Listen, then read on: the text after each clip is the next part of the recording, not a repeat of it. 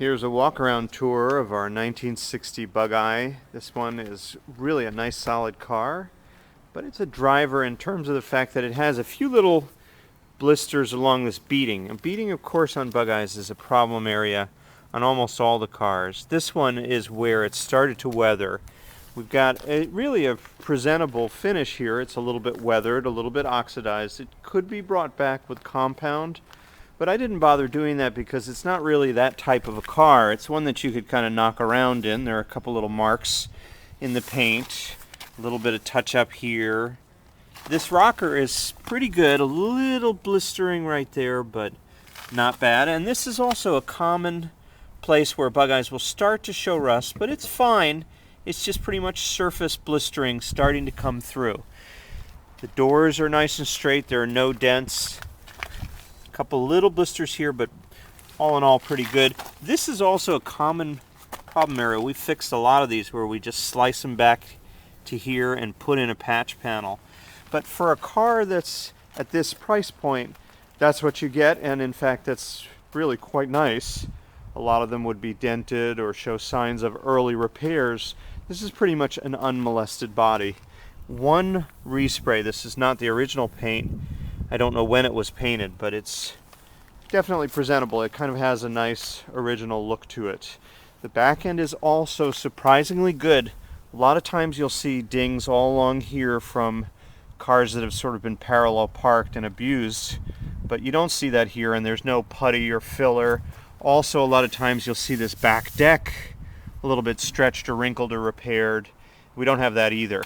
These bumperettes are fine. One ding here, but another one here, and otherwise they're really presentable for a car that's a driver like this. There's our new exhaust pipe.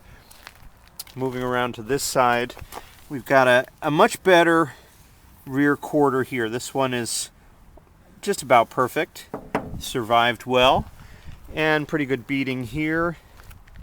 A couple little nicks on the doors. There's a little bit of blistering again here and here. Not bad in this A-pillar. This one's actually better than the other side. Here's some more blistering, and actually there's a tiny little hole here on the bottom of the rocker. So when the car, if ever, is repainted, this rocker panel will get replaced. That'd be my recommendation. And rocker panels, believe it or not, are less than $100. It's not a terribly difficult fix. On the front, we've got pretty good chrome here as well. Good emblem and a good grille. Little bit of surface rust in this crack here and a blister. Same on the other side. But again, all in all, a very nice exterior. A Bugeye that retains a lot of that kind of original weathered feel.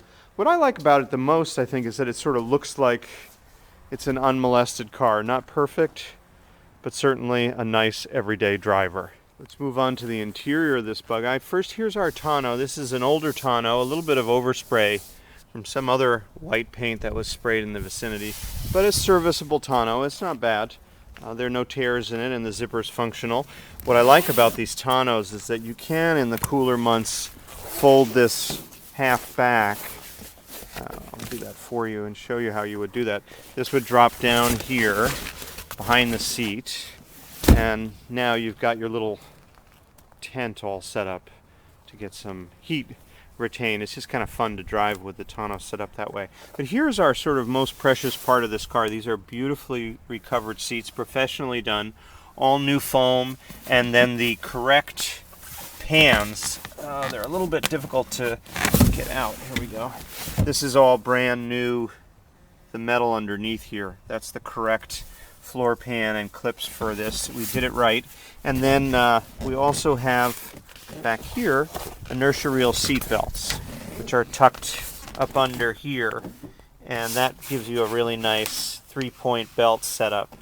Nice feature. I'll put this back together again and show you the rest of the interior. Let me give you a tour of the rest of the interior of this car. We've got these really lovely seats. They're good as new, and we've got brand new carpet as well. That's a brand new carpet kit, all set up properly just like the original. Here is brand new floor mats, and there's a little bit of insulation under there for sound deadening.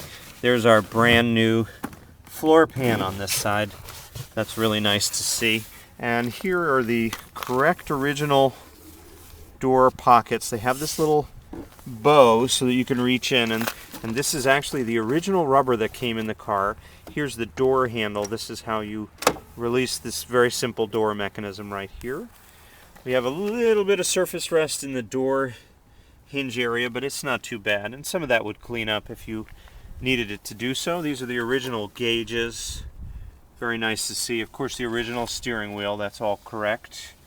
And there's the starter knob out here on the right, choke on the left, heater switch, and wipers.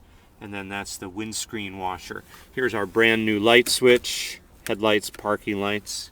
And here's that 5-speed, which the Datsun transmission is nested under here. And then back behind here, this is the Bugeye luxurious luggage area. I tend to just use this shelf.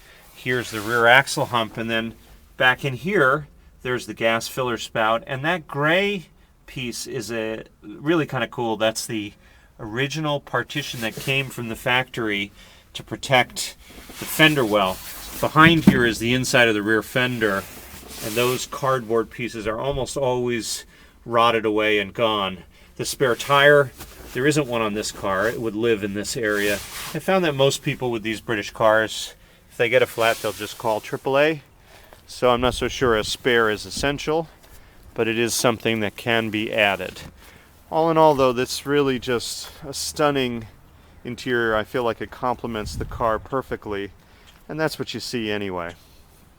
And we'll move on to the engine. Engine tour for our 60 Bugeye. This is the brain for the hydraulic system, of course. Here's a brand new stainless steel hose for the clutch slave cylinder. That goes with the Datsun kit.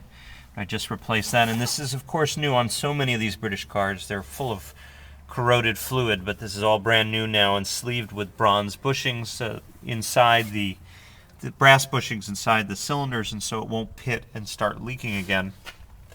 Here's new air filters.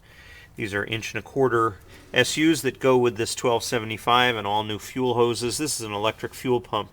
The standard on these cars is usually a mechanical, but this is a nicer setup and a new fuel filter here. But of course, all the fuel lines from here to the, from the float chamber all the way back to the tank, it's all brand new. And this is a 1275 engine. It shows just a little bit of flaking from, again, just age and weathering, but the engine is sound. It's also, this heater box is meant to be black. If it's an issue, it could easily be removed and stripped and repainted black, and that would dress up the engine bay a little bit. We've got a new generator and new spin-on oil filter. That's a really nice conversion. If you've ever changed a cartridge filter, you know why. This is a much easier way to do it. That's a nice addition. We've got a recent coil and new points. This is also another problem area. This is the oil pressure gauge feed line, but I've changed that with new hose so it won't fail. And we have a recent battery with the correct hold down. A lot of these Bugeyes have moving batteries. This is also a nice new wiring harness. So there's been a lot that's been changed on this car. Of course, there's always more to do. The suspension is in good shape. The shocks seem good. A little bit of surface rust on some of the suspension components. Here also is another problem area on Bugeyes quite commonly. This valence panel is usually a place that rusts. This one has just the rust starting on the seam because junk gets caught in front of the tires there, and it shows a little surface rust. This is also the incorrect hood lock, the bonnet lock. We can get a chrome T-handle, the one that comes with the car, and put it there if that's of interest. But all in all, it's certainly very nice under the hood. A lot of times these inner fenders are just all corroded and ratty looking. This one is quite nice in that arena, and only could use a little dressing up around the heater box and the engine head on our 60 Bugeye.